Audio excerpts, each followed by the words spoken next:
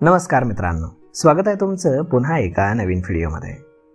मित्रांनो, दिवसेंदिवस सरकारचा खर्च वाढत असून देशावरील कर्जाचा डोंगर मोठा होत चाललाय। अशा परिस्थितीमध्ये मोदी सरकार पुन्हा एकदा आपली तिजोरी भरण्यासाठी सरकारी कंपन्यांच्या निर्गुंतवणुकीचा पर्याय वापरणार आहे। यावेळी सरकार कोल इंडिया, LIC, RVNL आणि GRSC सारख्या कंपन्यांमधील आपला हिस्सा विकणार असल्याची सूत्रांकडून माहिती मिळते। 2025-26 या आर्थिक वर्षामध्ये सरकार ऑफर फॉर सेल या अंतर्गत कंपन्यांमधील हिस्सा विकून पैसा उभा करणार आहे। RVNL मधील ऑफर फॉर सेल या वर्षाच्या पहिल्या तिमाहीनंतर येऊ शकतं, तर LICच्या हिस्सेदारीची विक्री चौथ्या तिमाहीत होईल। LICचे प्रकरण खूप महत्त्वाचं आहे, कारण 2022 मध्ये लिस्ट झाल्यापासून सर्व गुंतवणूकदार त्यांच्या शेअर्सवरती लक्ष ठेवून आहेत। सध्या शेअर बाजारामध्ये प्रचंड चढउतार पाहायला मिळत आहेत, त्यामुळे बाजारातील मागणी आणि कंपन्यांच्या आर्थिक स्थितीचा फायदा घेता यावा यासाठी सरकार वर्षभरामध्ये वेगवेगळ्या टप्प्यामध्ये ही प्रक्रिया पूर्ण करताना आपल्याला दिसणार आहे। यापूर्वी सरकारनं माझगाव डॉक शिपबिल्ड यार्ड यामध्ये 5,000 कोटी रुपयांचे ऑफर फॉर सेल यशस्वीरित्या विक्री केले होते, जे या वर्षातील पहिली निर्गुंतवणूक योजना होती। RVNL साठी सल्लागाराची नियुक्ती आता करण्यात आली आहे। मे महिन्यानंतर कंपनीचे आर्थिक आकडे जाहीर झाल्यानंतर गुंतवणूकदारांसाठी रोड शो आयोजित केले जातील। त्याचप्रमाणे GRSC मध्ये ऑफर फॉर सेल देखील आणला जातोय।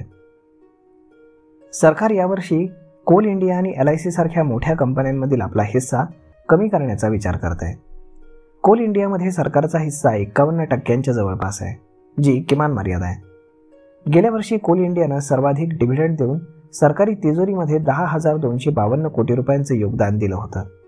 त्याचवेळी सरकारचा LIC मध्ये 96.50% हिस्सा आहे, जो कमी करण्याची योजना चौथ्या तिमाहीमध्ये लागू केली जाऊ शकते।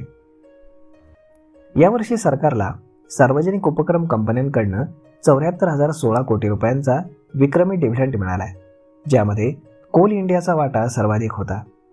ऑफर फॉर सेलवरती भर देण्याचा अर्थ असा आहे की सरकार आता स्ट्रॅटेजिक डिसइन्व्हेस्टमेंट याऐवजी शेअर बाजारातून पैसे उभारण्यावरती लक्ष केंद्रित करत आहे। या पावलामुळे सरकारी तिजोरीमध्ये वाढ होईलच, शिवाय बाजारामध्ये शिस्तही कायम राहील।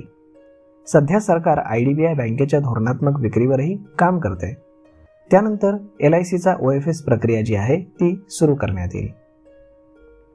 तर मग मित्रांनो, अशा पद्धतीनं कोल इंडियापासून ते LIC पर्यंत सरकार जवळपास 4 सरकारी कंपन्यांमधील हिस्सा विकणार आहे। तर मग ही तुमच्यासाठी एक अपॉर्च्युनिटी नक्कीच असू शकते। तर मग मित्रांनो, हा व्हिडिओ, ही माहिती तुम्हाला कशी वाटली हे तुम्ही आम्हाला कमेंट करून नक्कीच सांगा। आणि जर आवडली असेल तर आपल्या जवळच्या मित्रमंडळींसोबत देखील हा व्हिडिओ तुम्ही शेअर करायला विसरू नका। धन्यवाद।